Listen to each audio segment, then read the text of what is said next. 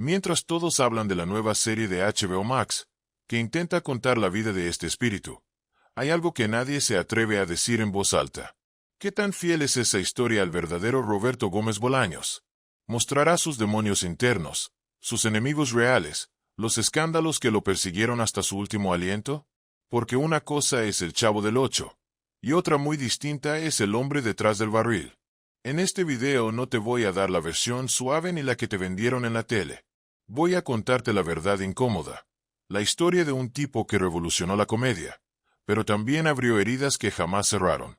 Te voy a mostrar al genio, al jefe, al ídolo, pero también al autor cuestionado, al hombre vetado por su propio elenco, al que fue señalado por presentarse en fiestas financiadas por narcos. Sí, lo escuchaste bien. Y lo más inquietante es que podría ser cierto. Y si te preguntas por qué hace años que el Chavo, el Chapulín, el Dr. Chapatín y toda la vecindad desaparecieron de la televisión mundial, no fue por falta de rating, fue por algo mucho más oscuro. Así que acomódate bien, friki, porque estás por entrar en un viaje nostálgico, doloroso, hermoso y peligrosamente real. Antes de ser Chespirito, antes de convertirse en el humorista más querido de Latinoamérica, Roberto Gómez Bolaños era simplemente un pibe flaco, callado, que estudiaba ingeniería y escribía jingles publicitarios. No tenía ni la más mínima intención de subirse a un escenario. De hecho, detestaba la idea. Su sueño no era actuar, era escribir.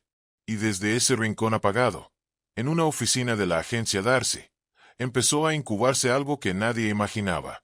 Y vi un anuncio en el periódico donde solicitaban en una agencia de publicidad a un escritor. Llegué. Era una agencia y había la escandina era así y de un lado había como 200 personas y de otra 12 o 15. Y yo pregunté, ¿qué es esto? Es que en esa pila a la larga son los que quieren ser aprendices de productor y en la otra aprendices de escritor. Ah, pues yo vengo a la chiquita y como entonces porque me formé en la chiquita. Por eso soy escritor. Pero ahí empecé a trabajar en la agencia de publicidad. Roberto pasaba los días creando ideas para spots de radio y guiones para comediantes que en ese entonces eran intocables, Viruta y Capulina. Sí, los reyes de la comedia blanca. Pero el talento de Roberto era distinto. No escribía chistes, escribía escenas. No tiraba remates, construía personajes. Capulina estaba tan obsesionado con su estilo que le pedía que escribiera todo. Pero un día Chespirito le dijo, «Mira, los mejores chistes me los voy a guardar para mí». Ese fue el quiebre, el instante exacto en que decidió dejar de construir imperios ajenos para empezar el suyo. Pero el dato jugoso es este. Cuando empezó a escribir para sí mismo, todavía no quería actuar ni borracho. Lo tuvieron que empujar a la cámara. Literalmente lo forzaron. Él mismo decía, «Sigo considerándome que antes que actor, soy escritor». Yo empecé como escritor y vi buen tiempo Ostulina. Aquí se vela en esos películas y ese fue mi aprendizaje como y después ya aquí empecé a hacer papelitos pequeños increíbles con ellos mismos. Sigo considerándome antes que actor, escritor. Pero había algo en el imposible de tapar. Talento bruto, carisma raro, una capacidad innata para dominar la pantalla. La televisión lo devoró y como suele pasar con los genios que no lo buscan, terminó convertido en la cara más repetida del continente. Lo loco es que ese salto no fue planificado, fue accidental, y fue en contra de su propia voluntad. Pero, ¿cómo se transformó un escritor tímido en el arquitecto de una de las ficciones más vistas de la historia? Cuando uno piensa en Chespirito imagina trajes, gestos, frases, pero su legado nació mucho antes, lejos del ruido. Nació en el silencio crudo de una máquina de escribir. Roberto Gómez Bolaños venía del mundo creativo. Sí, pero su verdadera obsesión era construir estructuras, no edificios, estructuras narrativas. Sabía que un buen chiste no era un remate, sino una situación, una fricción, un tempo. Por eso, cuando llegó a la televisión no lo hizo como comediante, sino como cerebro de los guiones. Y ahí, casi sin darse cuenta, empezó a transformarse en Chespirito. Don Roberto, quisiéramos saber entonces quién es Chespirito. Yo, y me lo puso entre un director y un productor de cine, que fueron los primeros que llevaron a la pantalla grande un argumento escrito por mí. Les gustó mucho y me elogiaron, me alabaron, Me dijeron que era yo un Shakespeare pequeño como diminutivo Shakespeare primero lo decían muy así muy inglesa que Espirito. Yo lo castellanicé más a que Espirito. Pero no hay un personaje. Su salto más potente fue en Los Supergenios de la Mesa Cuadrada, un programa que pateó la mesa de la televisión de su época. En lugar de rutinas recicladas, presentaba una parodia filosa de mesa redonda con personajes fijos, con nombre y personalidad. Ahí nació el Dr. Chapatín, ese viejo venenoso que decía barbaridades sin filtro. Pero, más importante, ahí se empezó a formar el núcleo duro de lo que luego sería la vecindad. Empecé a hacer en uno de esos espacios un sketch que se llamaba La Mesa Cuadrada, una burla, choteo de las mesas redondas con el Dr. Chapatín. Fue cuando empezó el Dr. Chapatín y tuvo tanto éxito que me dieron un programa completo para mí, ya sacándolo de ese programa, y ese programa que se empezó a llamar durante 2 o 3 emisiones, todavía Los Genios de la Mesa Cuadrada cambió luego a nombre Chespirito y ahí empecé a meter todos. Ramón Valdés con esa naturalidad que parecía que ni actuaba. María Antonieta de las Nieves, que entró para un reemplazo y se quedó encerrada para siempre. Rubén Aguirre, con su altura imposible y su tono de profesor derrotado. Y el Espíritu no buscaba comediantes, buscaba actores. Decía, si sabes hacer drama, vas a saber hacer reír, pero al revés no siempre. Esa fue su regla sagrada. Y entre esos actores, en un pequeño estudio lleno de decorados de cartón, nació un estilo propio. Un humor que no dependía de doble sentido ni burlas baratas, sino de personajes entrañables, situaciones absurdas y una lógica interna tan rara como brillante.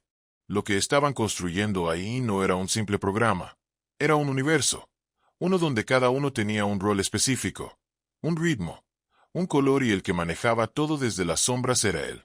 Pero esa sombra no iba a durar mucho, porque lo que vino después fue tan grande, tan ridículamente popular, que ni el propio Roberto pudo seguir escondido. El primero en cruzar esa frontera fue un héroe disfrazado de idiota, uno que parecía inútil, pero terminó salvando a millones de personas del aburrimiento. Y ahora, ¿quién podrá defenderme? Yo. El Chapulín Colorado. Antes de que el Chavo explotara la pantalla, el primer gran icono salido del laboratorio de Chespirito fue el Chapulín Colorado, un superhéroe que no lo era. Un personaje que rompía todos los esquemas del género justo cuando el mundo estaba plagado de Supermans, Batmans y hombres araña. Y Roberto dijo, yo voy a hacer lo contrario. Antes de pensar en ser actor, yo había diseñado por completo al Chapulín Colorado. Había una pequeñita diferencia que era, digamos, el apellido. Yo le había puesto el Chapulín Justiciero.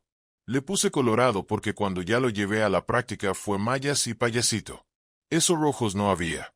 Había rojos, negros, blancos y entonces quedó el rojo y dije, bueno, si le pongo Chapulín Colorado ya se justifica el color del uniforme. El Chapulín era torpe, inseguro, exagerado.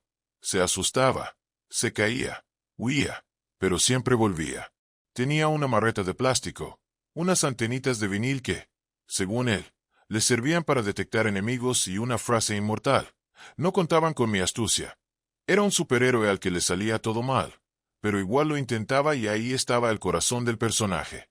El Chapulín no era invencible, era humano, un héroe que tenía miedo, que dudaba, que metía la pata, pero que nunca se rendía y eso lo hizo eterno, según y le dio forma.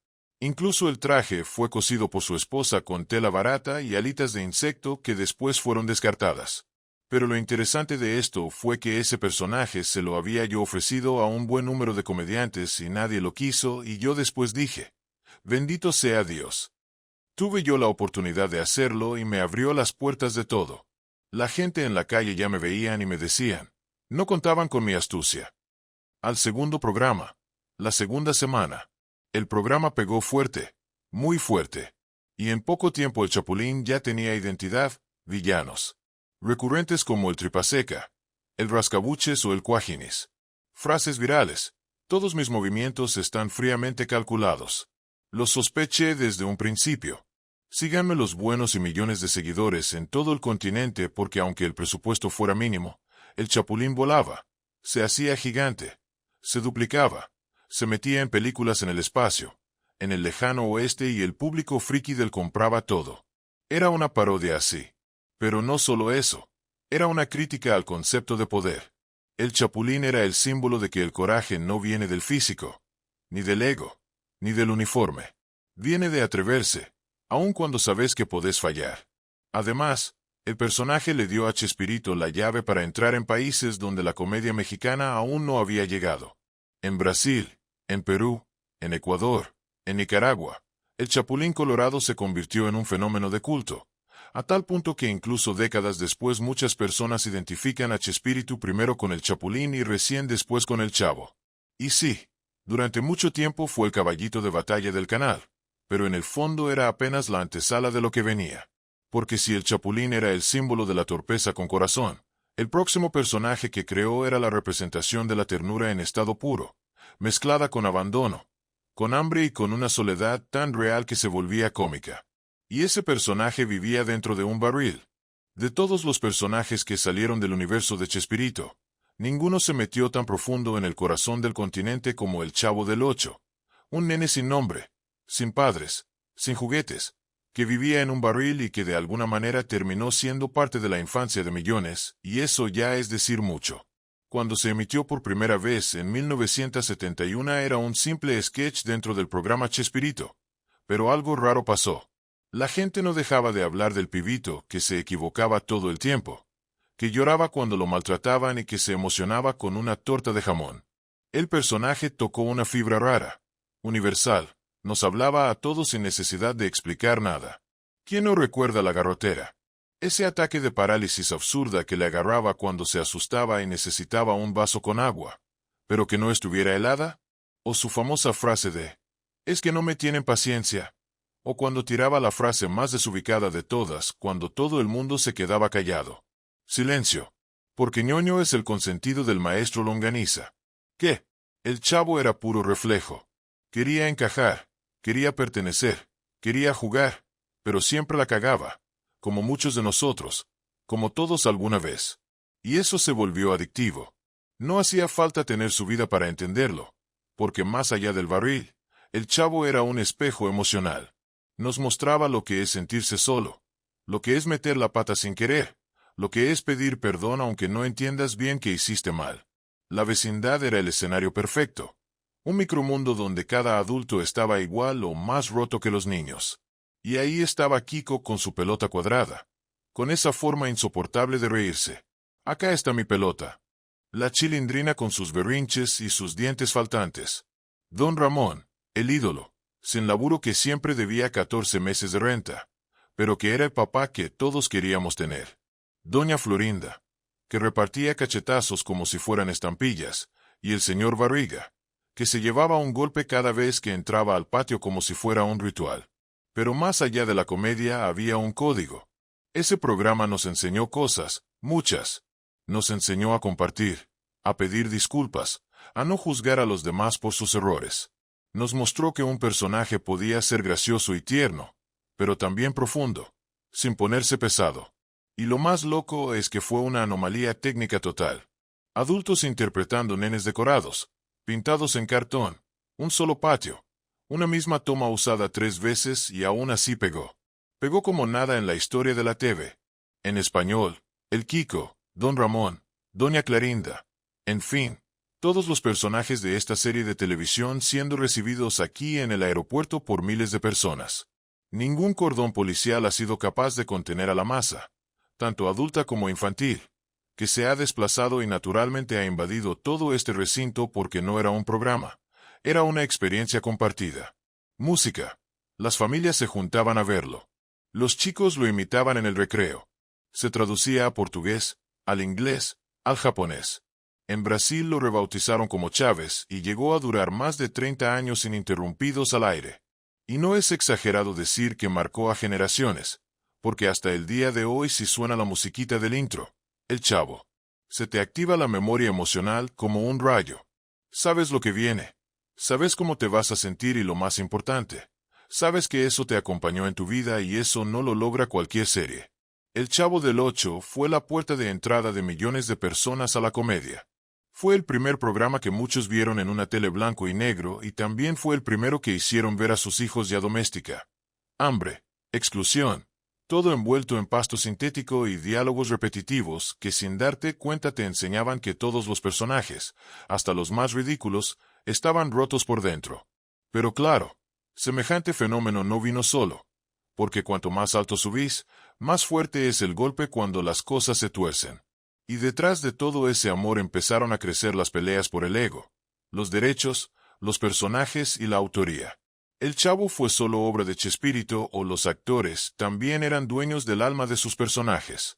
Esa es una discusión que no terminó nunca y que para muchos fue el verdadero quiebre de esta historia. Pero antes de llegar a la guerra, vamos a analizar la semilla. ¿Cómo se crearon estos personajes y quién puso realmente la magia sobre el escenario?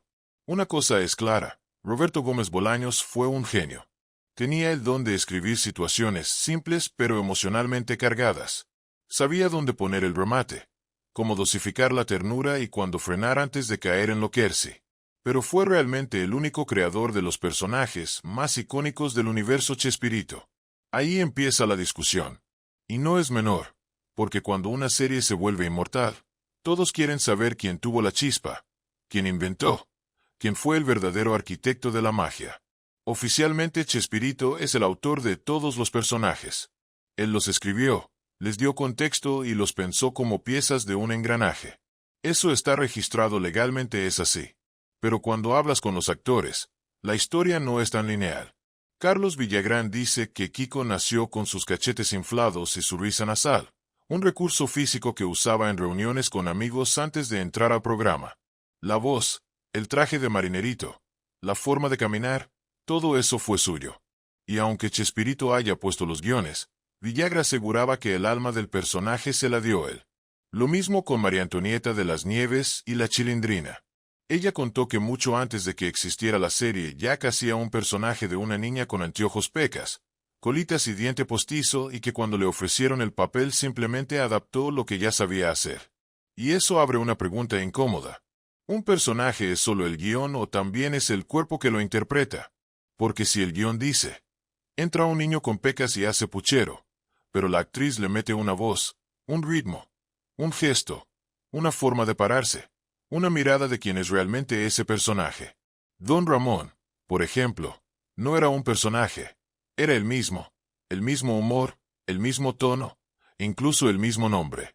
Chespirito decía que Don Ramón era su favorito y que se reía más con él que con nadie, pero jamás lo registró como suyo porque quizá ni siquiera lo veía como un invento.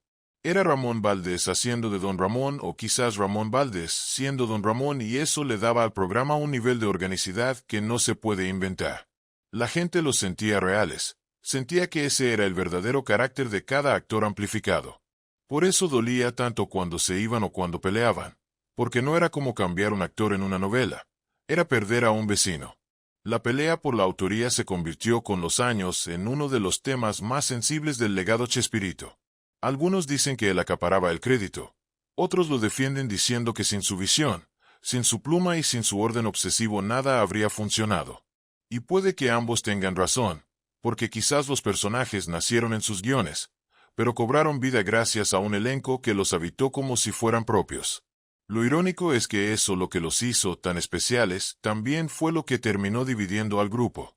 Porque una cosa es trabajar en familia y otra es pelear por los derechos de esa familia cuando empieza a facturar millones. Y si hubo un caso donde ese quiebre se volvió público irreversible y tristemente famoso, fue el de Kiko. Si había un personaje que parecía tenerlo todo en el universo del Chavo, ese era Kiko. El más caprichoso, el más chillón, el que siempre tenía. Lo que el Chavo no, la torta de jamón, la pelota cuadrada y al mismo tiempo el más solo. Ese equilibrio entre lo molesto y lo entrañable fue lo que convirtió a Carlos Villagrán en una estrella. Pero como suele pasar cuando algo brilla demasiado, empezó a hacer sombra. En los años dorados del programa, Kiko era más popular que el propio Chavo. No lo decimos nosotros, lo decían las giras internacionales, los eventos, las entrevistas. La gente quería ver a Kiko, quería fotos con Kiko, quería muñecos de Kiko y eso no cayó del todo bien en el entorno de Chespirito. Según contaron varios miembros del elenco, Roberto Gómez Bolaños no soportaba perder el control creativo ni el protagonismo y empezó a haber roces. Villagrán, por su parte, Sentía que merecía más reconocimiento, más libertad, más participación y sobre todo quería ser dueño de su personaje. Acá empieza el quilombo legal. Cuando quiso registrar el nombre de Kiko, se encontró con que Chespirito ya lo había hecho y luego me puso una demanda. La gané muy fácilmente porque tenía yo, entre otras cosas, para un merchandising que se había organizado en Perú nos pidieron la firma de todos los actores. Cuando digo, nos pidieron es a mi hermano Horacio y a mí que manejaba. Entonces todos dijeron, sí, reconocemos que el doctor es Roberto. Entonces ese y muchos otros documentos que lo habían forzado a firmar, no sé, yo no sé Entonces me dijeron, puedes detener cualquier presentación de él en cualquier lugar del mundo. Dije, no, que haga lo que querí que no me quita nada. Porque para él todos los personajes serán parte de su obra, escritos por él, dirigidos por él, registrados por él. Villagra hoy en 1978 pegó el portazo. Se fue del programa. Se llevó su traje de marinero, infló los cachetes y armó su propia carrera fuera del universo Chespirito.